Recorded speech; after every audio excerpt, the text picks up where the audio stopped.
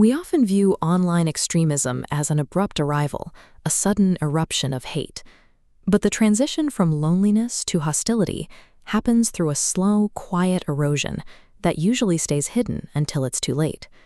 Researchers at the University of Maryland analyzed hundreds of personal accounts to understand how that erosion happens. Their data shows a consistent, predictable progression, a series of distinct psychological shifts that build toward radicalization. Understanding the final explosion of hate requires looking back at the starting point, the psychological vacuum where the first shifts occur. This begins with what researchers call a pre-radicalization mindset. It's a baseline of vulnerability, constructed over years of negative experiences, long before any specific ideology enters the picture. The mindset is defined by three recurring symptoms.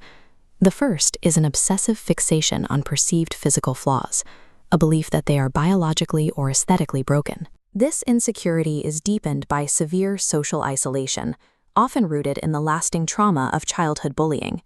Finally, the individual lacks the internal resources to process normal social friction, making every instance of rejection feel like a terminal event. When these factors compound, they create a crushing sense of internal brokenness that eventually demands an explanation. There is a limit to how much pain a person can internalize before they hit a frustration barrier. At this point, the despair becomes unbearable, and the individual searches for a way to push it away. They pivot. The blame for their suffering is forcefully projected outward. Instead of looking at their own actions, they conclude that the fault lies entirely with society, their genetics, or women.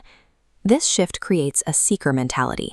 It sends them into digital echo chambers, hunting for an ideology that can validate their pain and provide a target for their frustration. By giving up all personal agency, the individual becomes primed for ideological grooming. They are no longer looking for a way out. They are looking for a reason to stay angry.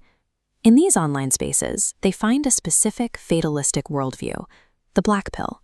While other online subcultures like the red pill focus on navigating social hierarchies through self-improvement, the black pill rejects the concept of effort entirely. Its central doctrine claims that life is a rigged game, with your success and worth determined solely by genetics at birth. Choosing the black pill represents a total surrender. It is the acceptance of absolute, unchangeable hopelessness. This total surrender leads to a psychological paradox. Once a person accepts that they are doomed, they often report a sudden, strange sense of peace. If the game is rigged, there is no longer any reason to try. The pressure to improve or to take responsibility disappears, replaced by the relief of having no expectations left to meet. But this peace is a precursor to rage. It fuels a state called aggrieved entitlement, the belief that they are being unjustly denied the status and romantic attention they are owed. In this mindset, social rejection is viewed as a systemic injustice. That perceived theft justifies a desire for revenge and a violent impulse to reclaim power. The process is now complete. Loneliness has been transformed into a weapon. Because this descent follows a visible logic, it can be interrupted. The existence of a clear progression reveals specific pressure points where intervention is possible. The most effective interventions target the first signs of vulnerability.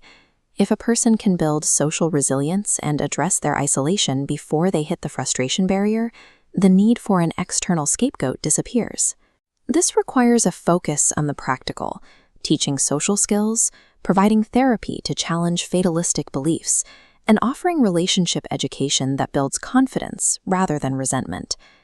Every stage of this journey is an attempt to escape isolation. The tragedy is that so many find their first sense of belonging in a community that thrives on despair. If a toxic community can lead a person into hopelessness, a healthy, supportive community has the same capacity to build them back up.